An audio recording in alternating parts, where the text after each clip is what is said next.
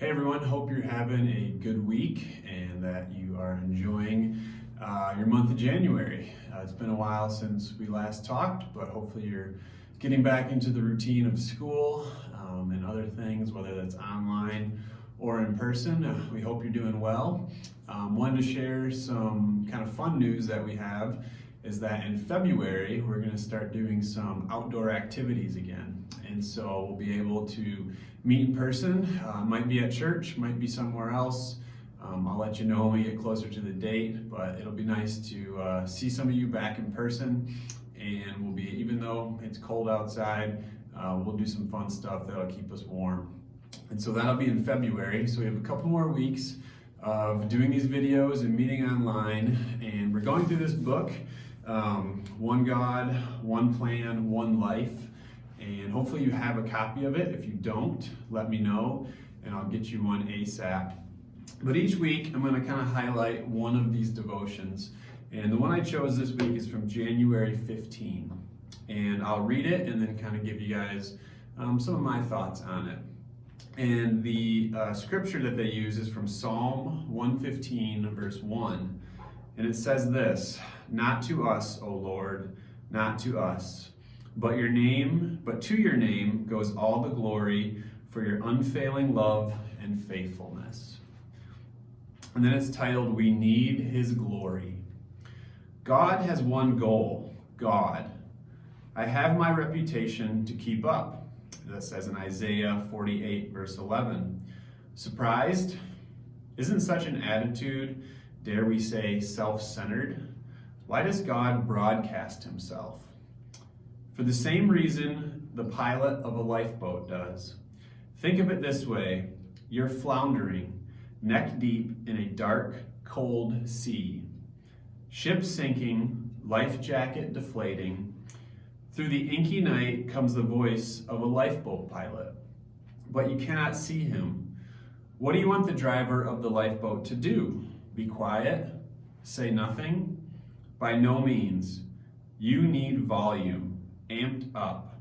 In biblical jargon, you want him to show his glory. You need to hear him say, "I am here, I am strong, I can save you." Drowning passengers want the pilot to reveal his supremacy. Don't we want God to do the same? Look around. People thrash about in seas of guilt, anger, and despair. Life isn't working. We are going down fast, but God can rescue us. And only one message matters, His. We need to see God's glory.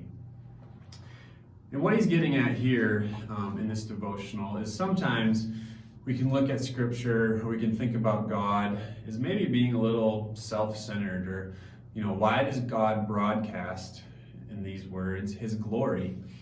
Why is he omnipresent in everything we do?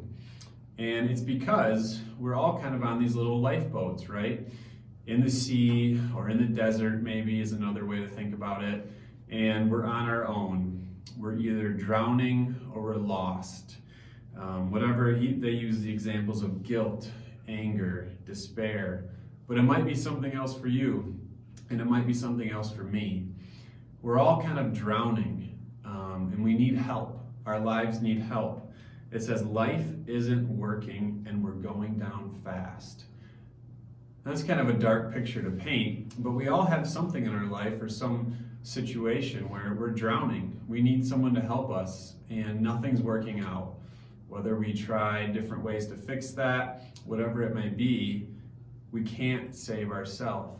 And that's why God is so loud and so proclaiming of his glory, because he's sending out a signal. In the busyness, in the chaos of our life, he is broadcasting his glory so that we can see it, so that we can be saved, so that we can find him, not just in this example of, going down with a ship, but that we can find him in our everyday life.